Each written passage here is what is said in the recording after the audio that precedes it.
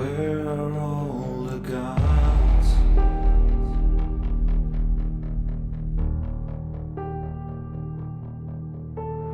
Where's the streetwise Hercules? Fight the rising gods.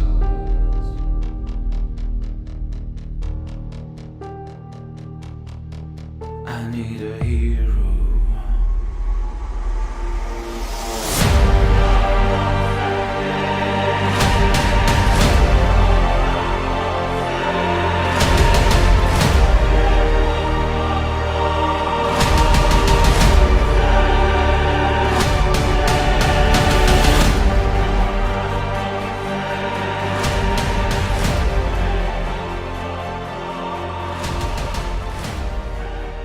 Había arrancado CrossFit en el 2014, hice la primera clase y apenas terminé esa clase fui a casa y me puse a buscar en YouTube la palabra CrossFit. Lo primero que me salió fue un video, un compilado de Froning en esos games. La verdad que me voló la cabeza. En ese momento no sabía qué eran los games, no sabía cómo se clasificaba, no tenía idea de nada, pero vi eso y sabía que quería competir.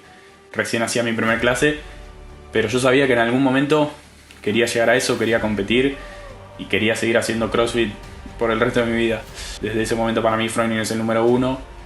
Entiendo también que Fraser es un animal, pero Froning es Froning y para mí siempre va a seguir siendo el mejor de todos, no importa quién venga.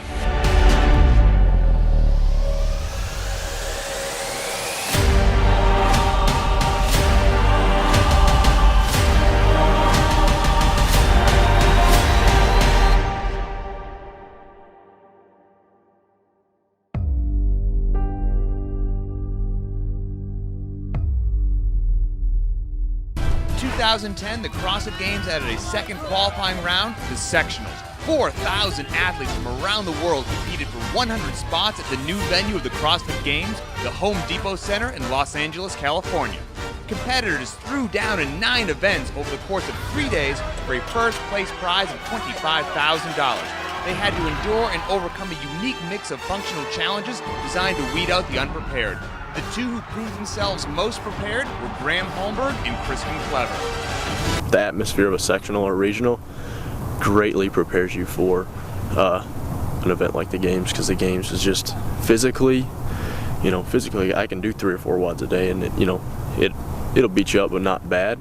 But psychologically, it takes a little bit of a toll on you, just constantly. You've got how many thousand eyes on you all the time.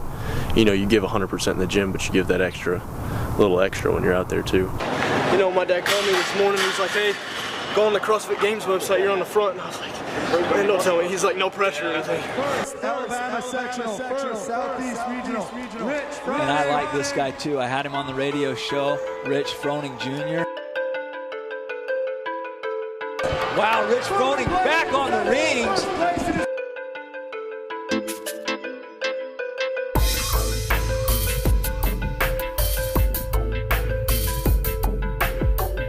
Transition time relatively short. Didn't waste any time on that. And he knows he's got to make up some ground. Mills dropping him each time. Rich is keeping his hands on the bar. Yeah, Matt can't do. Wow. It's fun now that I look back on it. It sucked while I was doing it. No, it was fun the whole time. The sandbag wad was greatly needed, I think, just because you get in that mode of every wad is it's a CrossFit wad.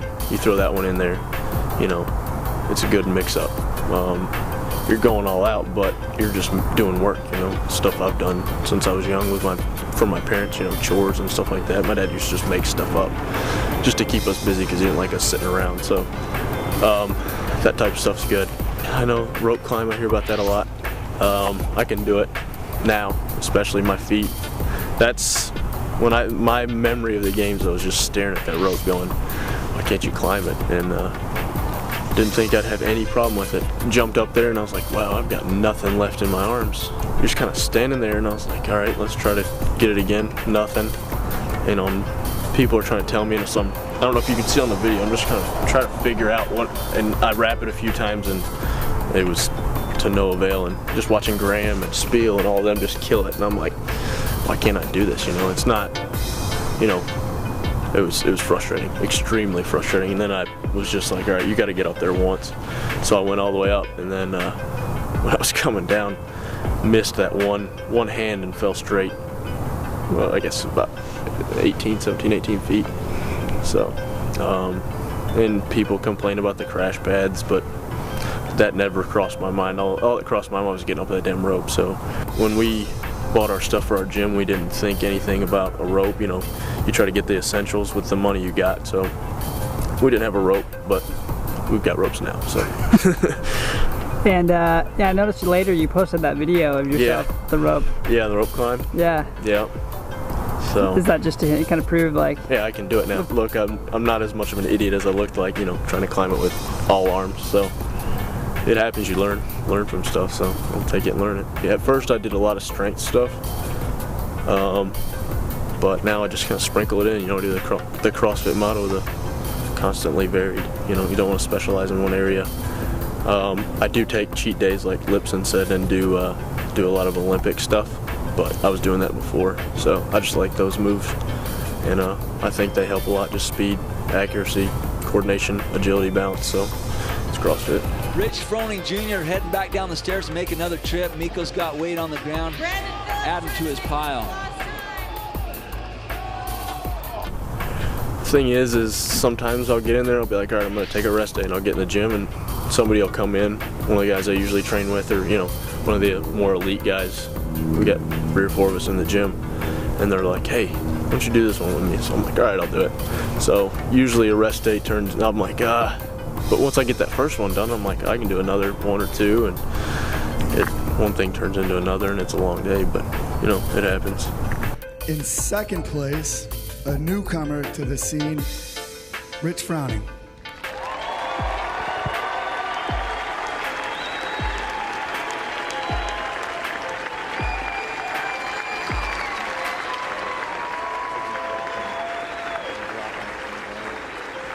For me, it's not about the money. It's I want to win. I want to be the fittest. But you know, last year rope climb.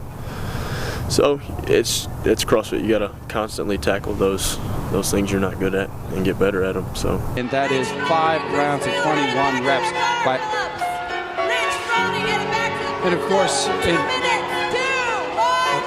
and that is time. That is 7 minutes. Rich Froning took it. Money's a good thing. I'm not gonna lie and say, you know, I wouldn't like to have some money, but that's not what drives me to do it. Center. Rich Froning. It's been 3 days of excruciatingly hard work to get to this point. I want to win, you know. I don't like to lose at anything I do. He's got to get over the rope. He's got to get over the rope. He's got 15 seconds in which to do that. 49. He's got 10 seconds. 10 seconds. So he'll take first to get 1 point for this round. Anything, you name it. I like to compete at it. We just played in a flag football tournament and we won. So, you know, I like to do anything. Rich Froning looks like a lot of gas taken out of the tank in that first workout in which he won. What didn't we touch? You know, people are like, well, you didn't touch a long duration. Why don't you go out and do that double Helen and see how long that takes you? And that last workout, those 30-second rests that were about 15-second rests, long enough for Castro to tell us what we were doing, that was a pretty long duration. That's what, 7 and 7, 14 plus 12 is 26, so that's a 26-minute workout. Tell me that's not a long CrossFit workout. Better find a way to get his legs involved before he tires out there at the top. And Rich still going hard right at the end. Time. We didn't do any like ultra long distance, but I mean, everything you learn at these certs and stuff, that's not what CrossFit's about, the power output. So it was cool. I thought that was cool. They threw in all the technique stuff, and it'd be a lot more athletic, I think, than just brutally strong or have awesome endurance. So I thought it was a more well-rounded test. He got up the rope 3 times with no legs and took a really nasty fall. So he showed the heart of a champion. Good job, Rich.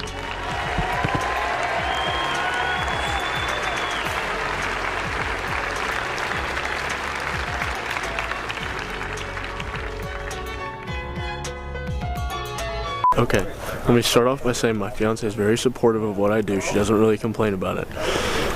But we're getting married in June 18th next year, so about a month before the games, and it was thrown around about going on a honeymoon right after the wedding. And I said, well, you're gonna have to give me some time to work out in like the morning, get that done. And she's like, you're not working out on the honeymoon. I said, so we compromised, and we're not going on a honeymoon until after the games. So it's right after the games. So you're leaving straight from the games to your honeymoon? Probably. We may go on like a little one right before, like right after we get married, but we'll save it for the. So yeah. You're basically planning part of your future life around future married life. Don't put it that way. Yeah, I guess so. She's, like I said, she's supportive and understanding, so.